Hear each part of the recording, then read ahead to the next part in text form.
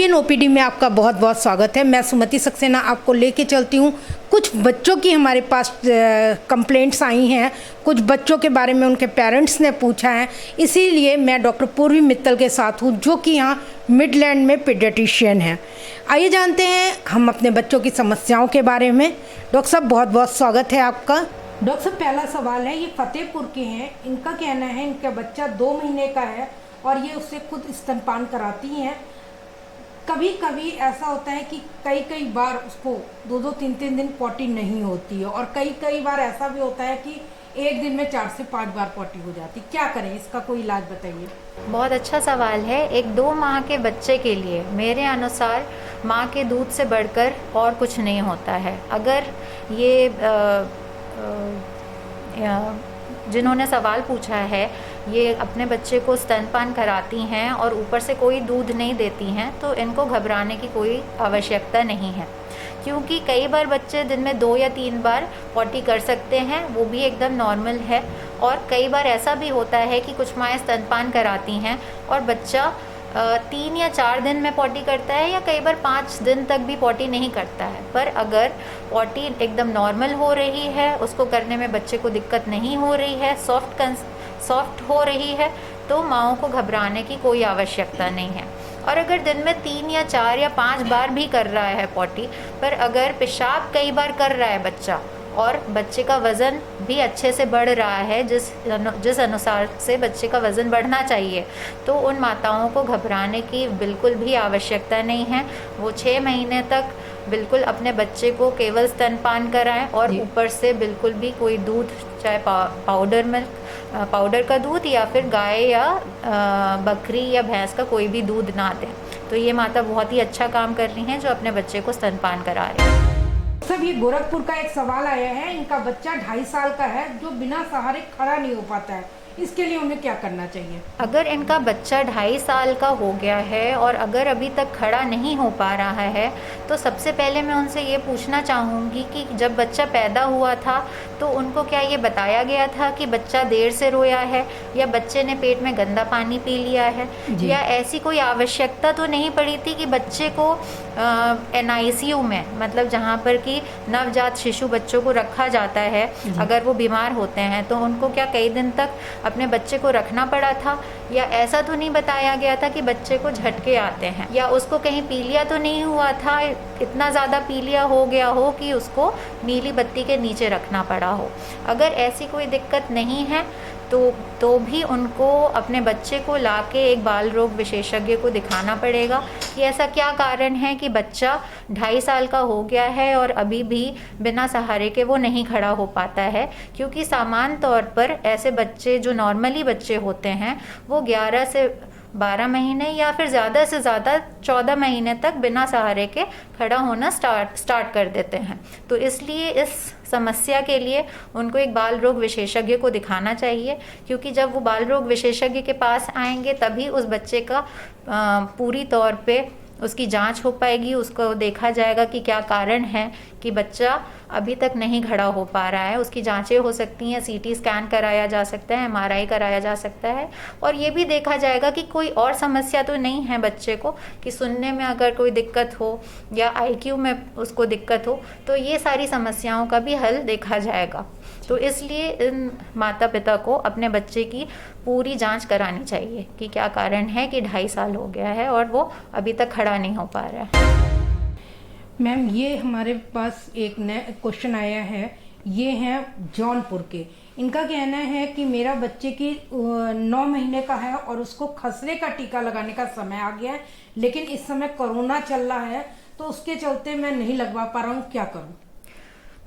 ये एक बहुत ही अच्छा सवाल है, क्योंकि आजकल इतनी सारी कॉल्स आ रही हैं पेरेंट्स की कि उनके बच्चे को ये टीका लगना है और हम क्या करें। जी, हमारे हॉस्पिटल्स में भी अभी तक ये था कि हम लोग टीकाकरण को थोड़ा शुरुआती लॉकडाउन के पीरियड में हम लोग उसको पोस्टपोन कर दे रहे थे। उसका कारण ये है कि गवर्नमेंट की तरफ से ये था कि कंप्लीट लॉकडाउन होना है, पर उसके बाद ये हुआ कि अगर बच्चों को टीका नहीं लगेगा तो ये समस्याएं बाद में आके कोरोना अगर नहीं, जब कोरोना ठीक होगा तो उसके बाद ये समस्याएं उभर के आ सकती हैं। तो इसलिए टीकाकरण अब नॉर्मल प्राइवेट ओपीडीज़ में भी चालू हो गया है। और खसरे का टीका लगवाना तो बहुत ही ज़रूरी है। इनको अपना किसी भी बाल रोग विशेषज्ञ से जो टीकाकरण करते हैं या आसपास में, आज से तो गवर्नमेंट के भी जो टीकाकरण सुविधाएं हैं वो चालू हो गई हैं, तो अपने जो गवर्नमेंट की सुविधाएं हैं वहाँ पर भी जा सकते हैं और किसी और बाल रोग विशेषज्ञ के पास भी जा सकते हैं और खसरे का टीका ज़रूर लगवा लें।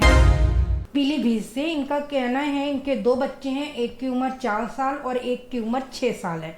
इनके बड़े बच्चे में मुझे कोरोना के लक्षण मिल रहे हैं, क्या करें? देखिए, ये मैं उनसे पूछना चाहूँगी कि उनको क्या लक्षण मिल रहे हैं, क्योंकि बच्चों में कोरोना अभी बहुत अच्छे से उस पर रिसर्च नहीं हो पाई है। बच्चों में कोरोना के केसेस बहुत कम मिले हैं अभी तक। तो जितनी जानकारी अभी सबके पास है उसके अनुसार बच्चों में भी कोरोना के ज़्यादातर लक्षण वही मिलेंगे जो बड़ों में मिलेंगे जी। तो उसके लिए अगर बच्चे को बुखार आ रहा है या सूखी खांसी आ रही है तो हम मान सकते हैं कि बच्चे में कोरोना के लक्षण हैं, पर फिर भी इसको ये मान के ना चलें कि वो कोरोना ही है। सबसे पहले ये ध्यान दें कि बच्चा बाहर तो नहीं जा रहा है या ऐसे लोगों के संपर्क में तो नहीं आया है जिनको कोरोना होने की संभावना है या जो पिछले बीते दिनों में बाहर गए हैं, शहर के बाहर उन्होंने ट्रैवल किया है, तो ऐसे लोगों के संपर्क में अपने बच्चे को ना आने दें। दूसरी चीज़, बच्चों में जो कोरोना की बीमारी है वो बड़ों के कंपैरिजन में काफ़ी कम है और काफ़ी माइल्ड है, तो इसलिए बहुत ज़्यादा ना घबराएं। और पर अपने बच्चे, अगर आपको लग रहा है कि बच्चे को बुखार है या सूखी खांसी है, गले में दर्द है, आजकल कोरोना के कुछ लक्षण ऐसे भी हैं जिनमें दस्त भी हो सकता है, थोड़ी सुस्ती भी हो सकती है ना, या अगर सूंघने की क्षमता कम है तो उसको भी मान सकते हैं। आजकल ऐसा देखा गया है बड़ों में कि सूंघने की क्षमता थोड़ी कम हो जाती है, तो ऐसा लग रहा है कि बुखार है, गले में दर्द है, सूखी खांसी है या दस्त आ रहे हैं बुखार के साथ, तो हम ये मान सकते हैं कि ये कोरोना के लक्षण हैं। बड़ों में थोड़ा सा ये सांस लेने में तकलीफ़ वाली जो समस्या है वो ज़्यादा होती है, पर बच्चों में बड़ों के कंपैरिजन में ये समस्या कम होती है। खासकर बात ध्यान ये देने वाली है, अगर किसी के बच्चों को थोड़ा दमा की शिकायत है तो उनको अपने बच्चे पर खास सावधानी बरतनी चाहिए और बिल्कुल भी बच्चे को घर से बाहर ना जाने दें और ऐसे लोगों के संपर्क में ना आने दें। खास ध्यान इस बात का रखें कि हाथों को ज़रूर धुलवाएं। अगर कहीं बच्चा बाहर गया है तो घर आके हाथ ज़रूर धोए और बहुत ठंडा पानी या कोल्ड ड्रिंक, आइसक्रीम ना दें बच्चों को। तो इन चीज़ों का ध्यान रखें। डॉक्टर साहब, अगला सवाल उठाते हैं। ये क्वेश्चन है झांसी के ललितपुर जिले का। इनका कहना है इनका बच्चा 15 साल का है और मौसम बदलने पर उसे खांसी की परेशानी शुरू हो जाती है, 15 दिन से 1 महीने तक चलती है। इसे कैसे ठीक किया जा सकता है? देखिए, अगर वो ये बता रहे हैं कि उनके बच्चे को हर बार मौसम बदलने पर शिकायत होती है और खांसी 1 आध महीने तक दिक्कत करती है, तो इसमें 2 चीज़ें हो सकती हैं। या तो उस बच्चे को एलर्जी है, तो मैं ये उनसे पूछना चाहूँगी कि उनके परिवार में क्या किसी को एलर्जी की शिकायत है। दोनों माता और पिता के परिवारों में, दोनों में ये चीज़ देखें कि बच्चे के माता या पिता के परिवार में एलर्जी की शिकायत तो नहीं है। और दूसरी चीज़ ये है कि एलर्जी अगर बच्चे में ये दिक्कत मौसम बदलने पर होती है तो उसको हो सकता है कि थोड़ा बहुत दमा की शिकायत हो सकती है। इस चीज़ के लिए उनको अपने बच्चे को एक बाल रोग विशेषज्ञ को दिखाना चाहिए। जब भी वो खांसी की दिक्कत उस बच्चे को स्टार्ट हो, जब भी चालू हो वो दिक्कत, वो एक बाल रोग विशेषज्ञ को दिखाएं, क्योंकि तभी उसकी पूरी तरीके से जांच हो पाएगी और पता लग पाएगा कि वाकई में क्या दिक्कत है। और अगर ये दिक्कत है तो उनको घबराने की ऐसी ज़रूरत नहीं है। आजकल बहुत ही सिंपल से इलाज आते हैं, इन्हेलर्स होते हैं जिनसे कि बिल्कुल भी घबराने की ज़रूरत नहीं है और वो ट्रीटमेंट लेने से बच्चे में बहुत जल्दी सुधार आ जाएगा। मैम, ये हरियाणा से क्वेश्चन है। इनका बेटा 9 वर्ष का है जिसने जो उस रात में उसको मतलब सोते समय बाथरूम पेशाब कर देता है। कितने साल का है? 9 साल का है। 9 साल का है। 9 साल का अगर बच्चा है और अगर रात में सोते समय पेशाब कर देता है, उन्होंने ये बताया है क्या कि कब से कर रहा है या हमेशा से कर रहा है? नहीं मैम, ये 1 साल से कर रहा है, उनका कहना तो है। अगर वो गत 1 साल से ही रात में पेशाब सोते समय कर रहा है तो इस चीज़ को हम लोग बोलते हैं बेड वेटिंग या नॉक्टर्नल एन्यूरेसिस। ये दिक्कत बच्चा जब 3 या 4 साल का हुआ होगा तो वो नॉर्मल हो गया होगा, पर अगर वो 1-2 साल से कर रहा है तो ये दिक्कत तो है। पेरेंट्स के लिए एक बहुत बड़ी दिक्कत है कि अगर बच्चा रात में पेशाब कर दे, तो इसके लिए भी इलाज है।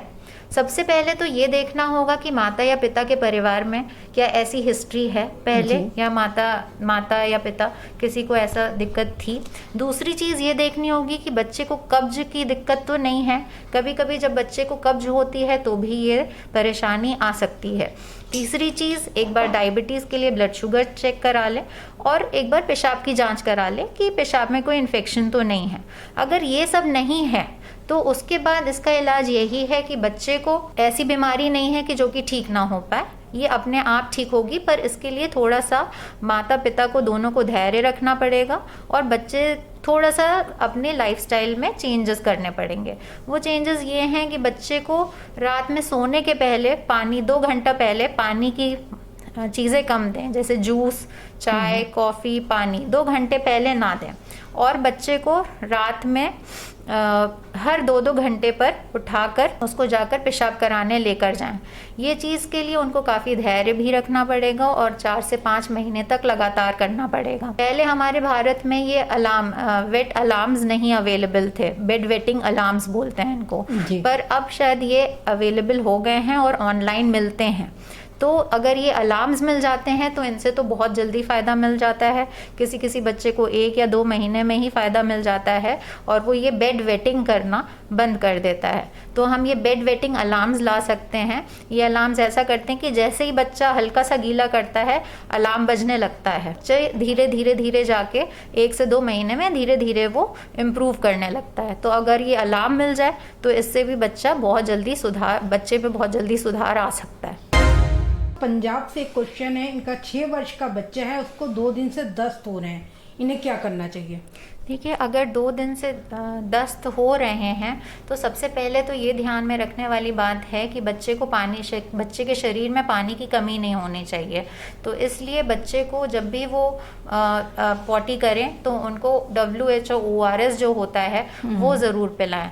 WHO ORS बनाने की एक प्रॉपर तरीका होता है जिसमें कि अगर 1 लीटर वाला WHO ORS है तो वो 1 लीटर पानी में ही बनाए, या 200 ml वाला है तो पूरा पैकेट बनाना होता है 200 ml में, और 24 घंटे इस्तेमाल करने के बाद उसको फिर फेंक दिया जाता है। 24 घंटे के बाद नहीं इस्तेमाल किया जाता है। ये चीज़ बहुत ज़रूरी है। तो पानी की कमी नहीं होनी चाहिए बच्चे में, तो WHO ORS ज़रूर पिलाएं। और ये चीज़ का बहुत ध्यान रखें कि पानी की कमी नहीं होनी चाहिए, क्योंकि बच्चों को कई बार उल्टी के साथ दस्त के साथ उल्टी भी होती हैं। तो पानी की कमी बिल्कुल भी नहीं होनी चाहिए। और अगर 2-3 दिन में नहीं ठीक होता है बच्चा, तो उस 1 या 2 दिन में नहीं ठीक होता है बच्चा, तो उसको बाल रोग विशेषज्ञ को दिखाएं, इससे पहले कि शरीर में पानी की कमी हो, डिहाइड्रेशन हो। तो और फिर अगर एंटीबायोटिक या फिर उसको IV फ्लूइड चलाना पड़ेगा तो फिर वो बाल रोग विशेषज्ञ का एक डिसीजन होगा। मैम, ये क्वेश्चन हमारे पास दिल्ली से आया है। इनका कहना है इनकी 10 वर्ष की बेटी को 2 हफ्ते से बुखार आ रहा है और दवा देने से भी ठीक नहीं हो रहा है, क्या करें? देखिए, अगर बेटी को 2 हफ्ते से बुखार आ रहा है और नहीं ठीक हो रहा है तो इसके लिए तो आपको जांचें करानी पड़ेंगी, क्योंकि ये सबसे पहले जानना ज़रूरी है कि बुखार के साथ कोई और लक्षण भी हैं क्या, खांसी जुकाम है या फिर पेशाब करने में तकलीफ़ है या पेट में दर्द है या साथ में दस्त हैं। तो इन्होंने क्योंकि केवल ये बताया है कि केवल बुखार है, तो इस चीज़ की जानकारी भी प्राप्त करना बहुत ज़रूरी है हमारे लिए कि साथ में कोई और लक्षण है कि नहीं है, क्योंकि उसी के अनुसार बच्चे का इलाज होता है। दूसरी चीज़ ये है कि अगर 2 हफ्ते से बुखार है तो कुछ खून की जांचें करानी पड़ सकती हैं, ये देखने के लिए कि टाइफॉइड या मलेरिया तो नहीं है या पेशाब में इन्फेक्शन तो नहीं है। ये सारी चीज़ों को हमको रूल आउट बहुत करना पड़ता है। और अगर खांसी के साथ आ रहा है और 2 हफ्ते से बुखार है तो ये जानने की बहुत आवश्यकता है कि घर में क्या किसी को टीबी की बीमारी तो नहीं है, और एक एक्सरे भी कराना पड़ सकता है। तो अगर 2 हफ्ते से बुखार है और नहीं ठीक हो रहा है तो मेरा सुझाव आपको यही होगा कि आप एक बाल रोग विशेषज्ञ को जाके दिखाएं। तो ये थी हमारे साथ डॉक्टर पूर्वी मित्तल, जिन्होंने हमें बच्चों के समस्याओं के बारे में जानकारी दी। हमारी नेक्स्ट ओपीडी में एक नए डॉक्टर के साथ हम आपसे फिर मिलेंगे। घर में रहिए, सुरक्षित रहिए, लॉकडाउन का पालन करिए और कोरोना जैसी विश्व की महामारी से बचने की कोशिश करिए।